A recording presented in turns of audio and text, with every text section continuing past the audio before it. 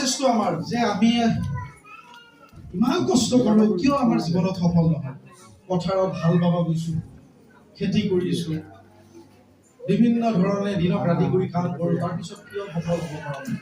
এই ইহঁতে ইমান ধুনীয়াকৈ বিল্ডিং সাজিলে, ইমান ধুনীয়া গাড়ী ল'ব পাৰিলে, আমি কেতিয়া ধনী হওঁ, কেতিয়া আমাৰ জীৱনত এনেকুৱা সুখ হ'ব, বিভিন্ন চিন্তা আমাৰ মনত আহে। আহেনে নাই?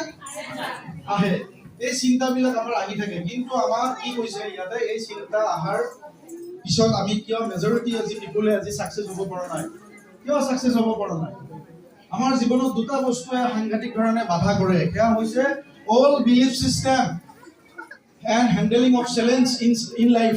আমাৰ জীৱনত বিভিন্ন ধৰণে বাধা আহে, বিভিন্ন ধৰণৰ চেলেঞ্জ আহে। এই চেলেঞ্জক আমি একচেপ্ট কৰিব নোৱাৰোঁ, চেলেঞ্জটোক আমি হেণ্ডেলিং কৰিব নাজানো। আৰু অল বিলিফ চিষ্টেম, তই ক'ত পাৰিবি, তই ক'ত হ'ব, নহ'ব দে আমাৰ নিচিনা মানুহে, এইবিলাক হৈছে অল বিলিফ চিষ্টেম। তাৰ কিছু এক্সাম্পল, চাকৰি কৰি মানুহ ধনী হ'ব নোৱাৰে, সাধাৰণ দোকানী ধনী হ'ব নোৱাৰে। মই চাকৰিও বেয়া বুলি ক'ব নাযাওঁ আৰু দোকানো বেয়া বুলি ক'ব যোৱা নাই, কিন্তু তাৰ পিছতো কিন্তু মানুহে ধনী হোৱাৰ সপোন পোহে সাধাৰণ গাঁৱত দোকান দি পেলাই।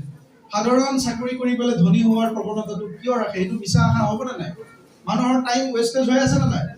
কি অল বিলিফ চিষ্টেম চাওক, খুব ধ্যান দি চাব, খুব ধ্যান দি। আৱাৰ অল বিলিফ চিষ্টেম আজি মানুহ কেনেকে ফচি আছে চাওক। চাওক, গাঁৱত দুখন দোকান আছে, তাৰপিছত আৰু এখন বিয়াৰ কি যুক্তি আছে, আৰু এখন দোকান দিছে। ই ৰিক্সা লৈ পেলাই মানুহ ধনী হ'বই পৰা নাই, তাৰপিছতো আৰু ই ৰিক্সা লৈ আছে। ময়ো এখন লওঁ, এই নিগনিবিলাক সেইটো বুলি ভাবি ল'ব, আহি কৰক চব ৱেলকাম কৰক এজন এজনকে। বাচ্চাবিলাকক দেখাই দিয়কচোন, এইটো কি বস্তু, কি হয় এইটো, এইটো কি হয়? হেল্ল', এইটো চিনি পাইছে নে নাই? কি হয়? শব্দ কৰিছে, মাত দিছে বোলে।